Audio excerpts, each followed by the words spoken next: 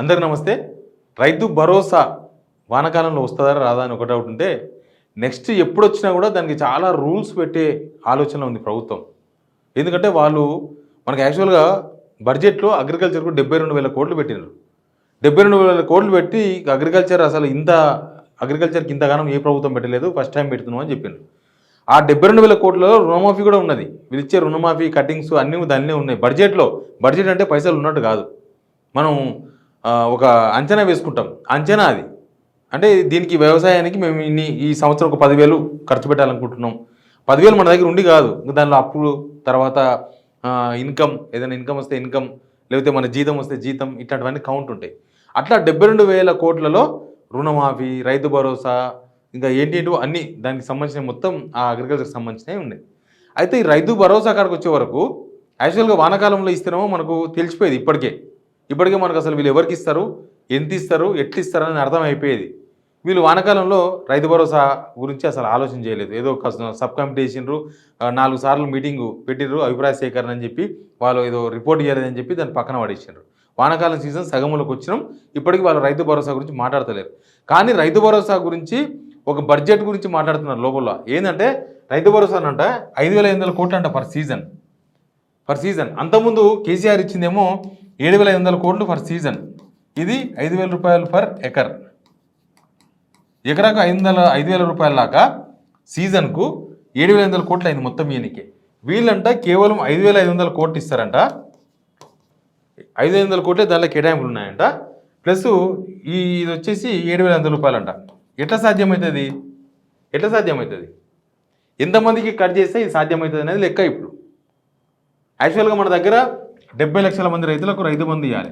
70 లక్షల మంది రైతులు, దీనిలో అందరు ఉన్నారు. దీనిలో ఎకరా వాళ్ళు ఉన్నారు, 2 ఎకరాలు ఉన్నారు, మొత్తం అన్లిమిటెడ్. ఇంకా దానిలో 100 ఎకరాలు కూడా ఉన్నారు. వీళ్ళు చెప్పినట్లుగా కొండలకో, కోనలకో, పెట్రోల్ బంకులకో, హైవేలకో కట్ చేసినా ఎంత కట్ అవుతుంది? ఎంత ఉంటుంది? లక్షల ఎకరాలు ఉంటుంది ఏమన్నా? ఏముండదు. ఆడొక కేసును చూపించి ఆ కేసుని హైలైట్ చేస్తారు వీళ్ళు. అక్కడ ఎక్కడో ఒక హైవే కోసం రోడ్డు పోయింది అనుకుందాం, దానిలో ఒక 4 ఎకరాలు. ఆ 4 ఎకరాలకు ఆ హైవే పోయినా కూడా ఆ నష్టపరిహారం ఆల్రెడీ ఆ ఓనర్కి వచ్చి ఉంటుంది. ఎప్పుడో గవర్నమెంట్ ఎప్పుడైతే తీసుకున్నదో అప్పుడే వచ్చి ఉంటుంది. ఆ ఓనర్ కూడా రైతు బంధు పడ్డందుకు ఆ వార్తను హైలైట్ చేస్తారు. ఇక్కడ హైవే పోయింది, అయినా సరే ఆ రైతుకు డబ్బులు వచ్చినాయని. అట్లా ఎన్ని ప్లేసుల్లో పోయి ఉంటుంది హైవే? రాష్ట్ర వ్యాప్తంగా ఎన్ని ప్లేసులు అట్లాంటి హైవే పోయి ఉంటుంది, హైవేకు భూమి పోయి ఉంటుంది, ఆ భూమికి డబ్బులు వచ్చి ఉంటాయి. ఎక్కడో పెట్రోల్ బంకు డబ్బులు వచ్చినాయి అన్నారు.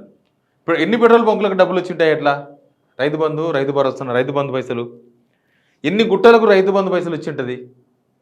అది చూపించే ఇప్పటిదాకా ఆగినరు. ఇప్పుడు వీళ్ళ లెక్క ప్రకారం యాక్చువల్గా ఇక్కడ 50% పెరిగింది కదా, ఈడనేమో తగ్గింది, ఇదేమో పెరిగింది, ఇదేమో తగ్గింది. 5,000 రూపాయలకి ఎకరా ఇచ్చే కాడ 7,500 రూపాయలు ఇవ్వాలి ఎకరాకు. ఈడనేమో 7,500 కోట్లు మించి కావాలి. యాక్చువల్గా 5,500 కోట్లకి అవుతుంది. వీళ్ళు ఎంత కట్ చేసినా కూడా వీళ్ళు చెప్తున్నట్లుగా ఏంది, కొండలు, కోనలు, కాలువలు, ఇంకా వెంచర్సు, ఇది మాత్రమే కట్ అయితే కూడా ఇది సరిపోదు. వీళ్ళు 5 ఎకరాలకో 10 ఎకరాలకో పెట్టాలంటే కూడా 5 ఎకరాలకు పెట్టాలంటే కూడా 60 లక్షల మంది రైతులు వెళ్తారు. 60 లక్షల మంది రైతులు 10 ఎకరాలకు పెడితే కూడా 63 లక్షల మంది వెళ్తారు. 63 నుంచి 65 దాకా పోతుంది అంటారు. ఒకవేళ 10 ఎకరాల దాకా పెడితే. మన తెలంగాణలో ఎక్కువ 10 ఎకరాల లోపు ఉన్న వాళ్ళే చాలామంది ఉన్నారు. 10 ఎకరాల లోపు. ఇప్పుడు ల్యాండ్ సీలింగ్ 49 ఎకరాలు, అంతకు మించి ఎవరికి ఉంటుంది? ఉండదు. 49 ఎకరాలు కూడా ఎవరికి ఉన్నది ఇప్పుడు ఈ కాలంలో? తాతల నాటి కాలంలో 100 ఎకరాలు ఉండేది. ఇప్పుడు ఆల్మోస్ట్ చాలా తక్కువ మందికి మాత్రమే 100 ఎకరాలు. ఫ్యామిలీలో ఒక ఫ్యామిలీ అందరు కలిసి 100 ఎకరాలు ఎవరికైనా ఉందేమో కొంతమందికే. ఏళ్ళ మీద లెక్క పెట్టేంత మంది ఉండొచ్చు నాకు తెలిసి. మీరు మీ కాన్స్టిట్యున్సీలో 100 ఎకరాల ఆసాంలో ఎవరో లెక్క పెట్టుకోండి ఒకసారి, తెలిసి ఎంతమంది ఉంటారు. కాబట్టి వీళ్ళు అది చూపించేసి వీళ్ళందరికీ ఎకరంన్నరకు 2 ఎకరాలకు అందరికీ ఎవరికి ఇవ్వలేదు. ఇప్పుడు నేనేమంటున్నా అంటే ఈ రుణమాఫీ కండిషన్స్ చూసిన తర్వాత రుణమాఫీలో నష్టపోయింది ఎవరు? రుణమాఫీ కాంది ఎవరికి? 100 ఎకరాల ఆసాంలోగా. రుణమాఫీ కాంది ఎకరాలకు కాలేదు, అరెకరాలకు కాలేదు, గుంటలకు కాలేదు, 2 ఎకరాలకు కాలేదు. చిన్న సన్నకారు రైతులు చాలా మందికి రుణమాఫీ కాలేదు. ఏంటంటే కండిషన్స్ అప్లై, ఆ కండిషన్స్లో పోయింది. కండిషన్స్లో ఎక్కువ ఎలిజిబిలిటీ లేకుండా పోయింది వాళ్ళే. దానికి లిమిట్ ఏం లేదు కదా. 30 ఎకరాల రైతు మంచి జాగ్రత్తగానే చూసుకున్నాడు అన్నీ ఎప్పటికైనా ఎలిజిబిలిటీ ఉండాలని.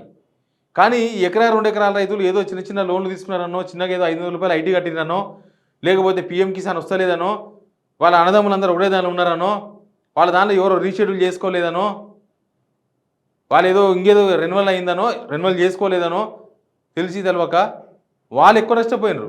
రుణమాఫీ కాంది ఎవరికనంటే ఎక్కువ మందికి చిన్న సన్నకారు రైతులు, దానిలో అన్ని సామాజిక వర్గాల వాళ్ళు ఉన్నారు. దానిలో బడుగు బలహీన వర్గాల వాళ్ళు ఎక్కువ ఉన్నారు, ఉన్నత సామాజిక వర్గాలకు సంబంధించిన వాళ్ళు ఉన్నారు. కొంత అవగాహన ఉన్న వాళ్ళేమో చేసుకోగలిగినారు. రీషెడ్యూల్ చేస్తే ఏమవుతుంది, రెన్యువల్ చేస్తే ఏమవుతుంది అని కొంత అవగాహన ఉన్న వాళ్ళు చేసుకోగలిగినారు. మిగతా వాళ్ళు చేసుకోలేకపోయారు. వాళ్ళందరికీ పోయింది. ఆ రేషన్ కార్డుల చుట్టూ తిరగలేక వదిలేసిన వాళ్ళు చాలామంది ఉంటారు. ఆ రేషన్ కార్డులో ఎవరో ఒక వాళ్ళ ఇంట్లో కొడుకు ఒక చిన్న ఐటీ కడుతుంటే ఆ రేషన్ కార్డులు ఉన్నారు కాబట్టి ఆ చిన్న సన్నకారు రైతు కూడా కాలేదు. ఈ రుణమాఫీ కండిషన్ చూసిన తర్వాత రుణమాఫీ ఎంతో మందికి, లక్షల మందికి రుణమాఫీ అవుతుంది, ఎన్నో వేల కోట్లు అవుతుంది అనుకున్నాక రుణమాఫీ మొత్తం కట్ చేసిన తర్వాత ఈ రైతు భరోసా, ఈ డబ్బులు కేటాయింపు చూసిన తర్వాత రైతు భరోసా కూడా చాలా మందికి కట్ కాబోతుందా అనేది ఒక డౌట్ వచ్చింది. ముందే వీళ్ళు కొన్ని కండిషన్ చెప్తున్నారు కదా, పంట వేస్తేనే రుణమాఫీ, వీళ్ళు మళ్ళీ కౌలు రైతులు అసలు రైతులు అన్నారు. దీనిలో మళ్ళీ అందరికీ వేస్తే ఎక్కువ కావాలి కానీ తక్కువ ఎట్లయితుంది? అసలు వీళ్ళు ఎక్కింది కౌలు రైతుల పేరు చెప్పి అసలు రైతులకి ఎగవేయబోతున్నారా, అసలు రైతుల పేరు చెప్పి కౌలు రైతులకి ఎగవేయబోతున్నారా అనేది ఒక పాయింట్. రెండో పాయింట్, పంట వేస్తేనే ఇస్తామంటే ఏం పంట వేస్తే ఇస్తారు? పంట వేసినాక మీరేంది ఇచ్చేది? ఆ పంట వేసింది వీళ్ళు ఏమైనా మోడల్స్ చెప్తారా? ఇవి 500కు సన్నవడ్లకు 500 రూపాయలు అని చెప్పి 33 రకాలు పెట్టినారు. అది కూడా పంటలు వేసినాక చెప్తున్నారు. ఆ 33 రకాల పంటలు లేకపోతే వాళ్ళకి బోనస్ రాదు. కాబట్టి దీనిలో కూడా ఏం కండిషన్స్ పెట్టబోతున్నారు? నీళ్లు లేకపోతే పంట వేయరు, వాళ్ళ పరిస్థితి ఏంది? ఇప్పుడు చాలామందికి అందరు కాలువల కింద లేరు కదా, కాలువల కింద లేని వాళ్ళకు నీళ్ళు ఉండవు. ఇప్పుడు ఆల్రెడీ బోర్లు ఎండిపోతున్నాయి, బోర్లు తక్కువ వస్తున్నాయి, చాలా కొన్ని ప్లేసులు ఎండిపోతున్నాయి. ఇక్కడ చూసిన నల్గొండ జనగాం దగ్గర వరి పంట వేసిండ్రు, ఇట్లే మీద కూర్చున్న వాన పడుతుంది కదా, నీళ్ళు వస్తాయి కదా అని కాలేదు. ఆ వరి పంట మొత్తం ఎండిపోయి దాన్ని పశువులకు మేపనికి ఆల్రెడీ వదిలేసిన రైతు. ఆ పరిస్థితి వచ్చింది. మరి అట్లాంటప్పుడు ఈ రైతు భరోసా విషయంలో ఏం జరగబోతుంది? మళ్ళీ ఇక్కడ కూడా చిన్న సన్నకారు రైతులను ముంచబోతుందా ప్రభుత్వం? వీళ్ళు లిమిట్ అని చెప్పి ఆ లిమిట్లో మళ్ళీ రూల్స్ పెట్టి లేనిపోయిన రూల్స్ తీసుకొచ్చి పెట్టబోతున్నారా అంటే ఈ చూస్తే కరెక్టేనేమో అనిపిస్తుంది. 5,500 కోట్లు ఎట్లా సరిపోతాయి? మీరు ఇచ్చేదేమో ఎక్కువ అమౌంట్, 50% ఎక్కువ కదా. ఈడ 5,000 అయితే ఈడ 7,500 కోట్లు అంటే 50% ఎక్కువ అమౌంట్ ఇవ్వాల్సిన కాడ అమౌంట్ ఎట్లా తక్కువైంది? 2,000 కోట్లు తక్కువ ఎట్లా అయిపోయింది? ఈ 2,000 కోట్ల రూపాయలు ఏమవుతుందంటే 2,000 కోట్ల రూపాయలు దేనికంటే రైతు బీమాకి ఇవ్వాలంట, రైతు బీమాకు ప్రీమియం కట్టాలంట వాళ్ళు ఎంతనో. కాబట్టి రైతు బీమా దాంతోపాటు బోనస్ అంట, దిల్లకెళ్ళే బోనస్ ఇవ్వాలంట. మళ్ళీ అది కూడా ఉంది పాయింట్. బోనస్ కూడా దానికెళ్ళే కేటాయింపులు 2,000 కోట్ల రూపాయలే బోనస్, 500 రూపాయల బోనస్ అన్నీ దానికెళ్ళే పెట్టబోతున్నారు. కాబట్టి ఇప్పుడు ఈ 5,500 కోట్ల రూపాయలు ఎవరి ముక్కులకు సరిపోవు. రైతులకు 10 ఎకరాల లోపు ఇవ్వాలనుకున్నా కూడా సరిపోవు. 5 ఎకరాల వరకు ఉన్నా సరిపోవు. ఆ పైసలు 5 ఎకరాల వరకు కూడా సరిపోవు. కాబట్టి ఏం రూల్స్ పెట్టబోతున్నారని చాలా ఇంపార్టెంట్.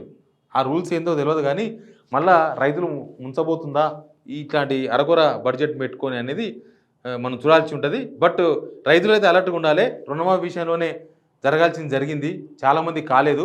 ఇప్పుడు రైతు భరోసా కూడా చాలామంది కట్ అయితే ఏంది సిచ్యువేషన్ అనేది అయితే చూద్దాం మనం. Please subscribe signal TV.